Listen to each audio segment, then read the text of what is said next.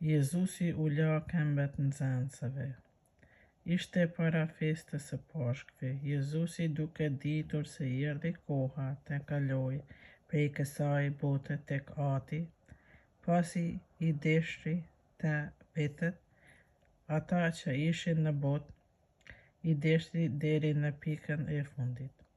Dhe gjatë darkës, pasi djalli ja kishte mbushur mendjen Gjudës, birit të Simonit i Sakriotit, ta tradhtoi.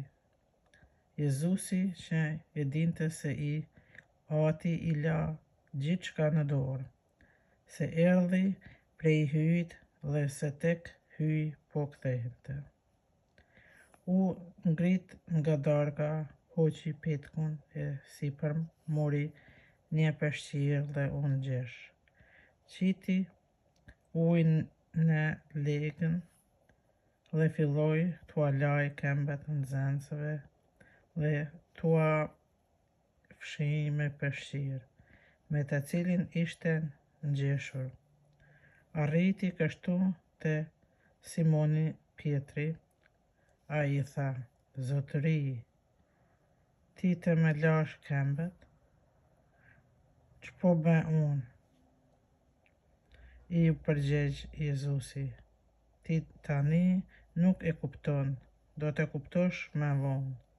Pietri u përgjigji: "Nuk do të më lash këmbët kurrë e për këtë jetë."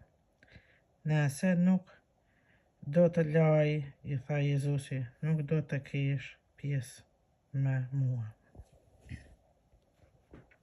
Simon Pietri ju përgjigj: "Atëherë, Zotni, jo veç këmbët e mia, por edhe duart dhe kryet." Jezusi i tha: "Kush është i lartë nuk i duhet të laj tjetër përveç këmbëve, dhe është krejtësisht i pastër. Edhe ju jeni të pastër, por jo të gjithë." Prej se e dinte se kush do ta tradhtoi, këndej edhe tha: "Nuk jeni të gjithë të pastër." Pasi u la këmbët, mori petkun e sipërm të vetit, u ul përpara natyrës dhe u tha: "A e kuptoni çka ju bëra? Ju më quani mësues i Zotërisë. Mirë thoni, sepse unë jam. Nëse jam unë Zotëria dhe mësuesi